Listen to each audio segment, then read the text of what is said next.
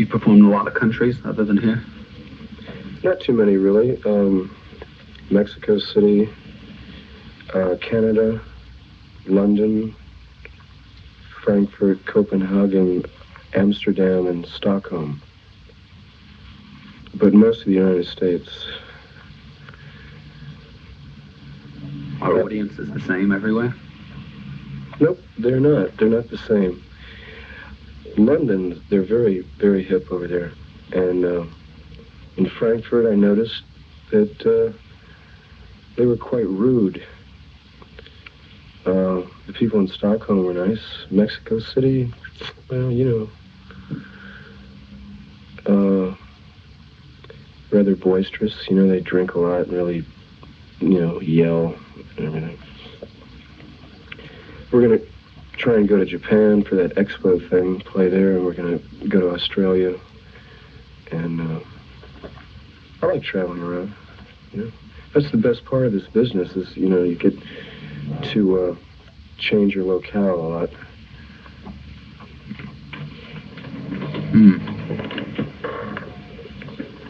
Kathy, could I have more coffee? Sure. Kathy.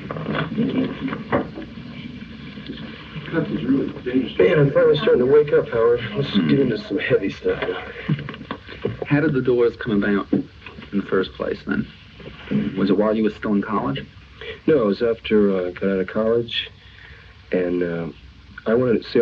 I finished up in the film school because I wanted to make movies. So you know how difficult it is to break into the movie game. So I just kind of wandered around. I was living down at the beach in abject poverty, and just kind of, for no reason at all, I started writing some songs. They just kind of popped into my head. And I ran into Ray, who was at the film school also, and he'd been working in bands since he grew up in Chicago, and he'd been doing it for a long time. So I showed him some of the songs, and we said, hey, let's get a band together. So we did.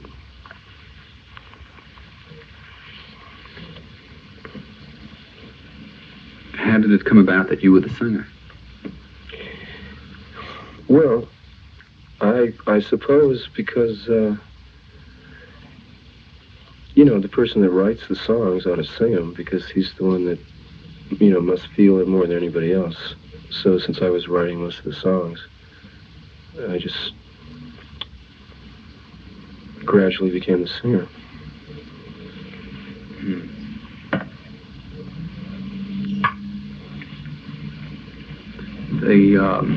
Back to this performing thing. It turns out that a lot of times concerts have to be canceled for the Doors, right? Like Mexico, I think it was canceled about 3 times before they let you do it. Well, in Mexico, it's a unique problem because that place is a hotbed of political unrest. Do you know, I heard some stories down there that would curl your hair. Take this. These guys are going to school, college. If one of their friends disappears, if they don't see him for 2 weeks, they just write him off. They say, well, I guess they got him. Do you know, I think when we went down there, it was the anniversary of the first anniversary a year earlier. Something like, the government heard that it's when the Olympics were going on. The government heard the students were going to do a little demonstration, a march, protest. So when the students showed up for the protest, there was an ambush waiting. And I think they slaughtered about 2,000 young students. And so, like that, it's a very, bad place for students, or people against the government. They don't mess around. They just kill you. They go into your house at night and shoot you and your whole family. Of course, that's just hearsay. I can't back that up with any photographs or anything. But that's what I heard. How long were you down there? About a week. Did you have any trouble? Nope. How about in other places? It seems since the Miami episode that a lot of places don't want a Doors concert. It's like a political football, you know. They let us sign up for a concert, and then about 2 days before we show up, the mayor, the sheriff, or somebody, whoever's, you know, wants to get his name in the paper, will try and cancel the show and get everybody all outraged, you know. People like, you know, parents that wouldn't even know who we were, you know. All of a sudden they hear that, you know, Sheriff Peabody says they shouldn't be allowed to perform. So, you know, like that. It's just a political football. But why the Doors? I told you we're the band you love to hate. Mm. You know, I could write an American folk song. You know, something that would appeal to everyone. And everyone would say, gee, what a great guy. I put a lot of American eagles in it, and sagebrush, timber, boulders, rivers, mountains, prairies. Those aren't the only songwriters and singers that I liked.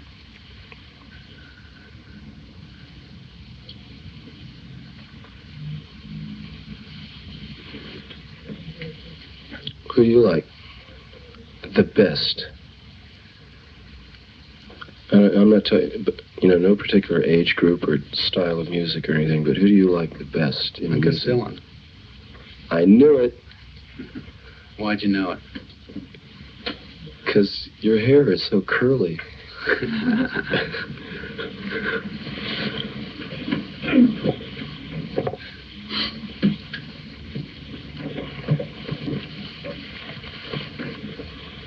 Why, who do you like the best? Oh, let me think. I like old blues singers. And about the best, I like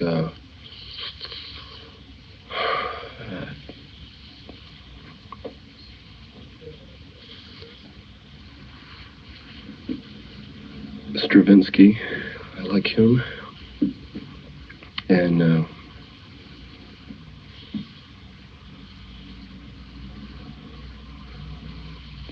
who's it? Webern. I like Webern.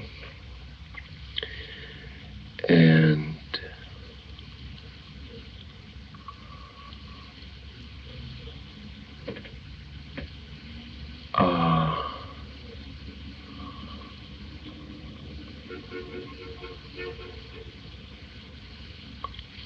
let's see, there's one other one I like. I can't think of it right now. If I remember, I'll tell you.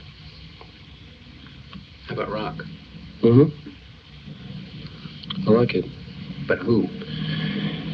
I like the early rock and roll people, you know, all the classic dudes, and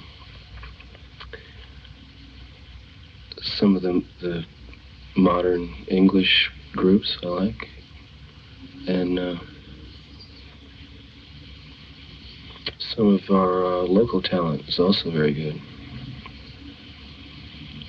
But there's so many good rock musicians and lyricists that it'd be impossible to single any one or two or three out. I mean, they're all really great. I think we have some amazing music happening. When you think about it, the amount of excellent music that's being written, that has been written in just the last 10 years, it boggles the mind. Do you like Dylan or not? I must confess I do. Why do you say that so reluctantly? I don't know, I went through a period where I didn't like him, and then all of a sudden I started liking him again. I don't know why. I think he just keeps getting better and better.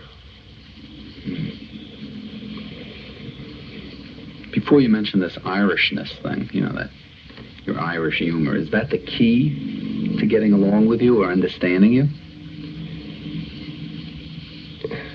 Hey, Tom, should we make him an honorary member of our Irish Socialist, Anarchist, Conservative, Revolutionary Party? To be inaugurated would take a good evening in the town to determine if he's capable of standing. That's right, man. You have to, you gotta get smashed and make a fool out of yourself in a public place. I resign in advance. You gotta get 86th from 7 nightclubs. 7, not 8. 7. For him, 7. You know, he doesn't have the Constitution we do. You know, New York, they breathe all that foul air. Oh, not like here. I lived in New York. Oh, the Irish. Sure. Well, you know, they survive anywhere.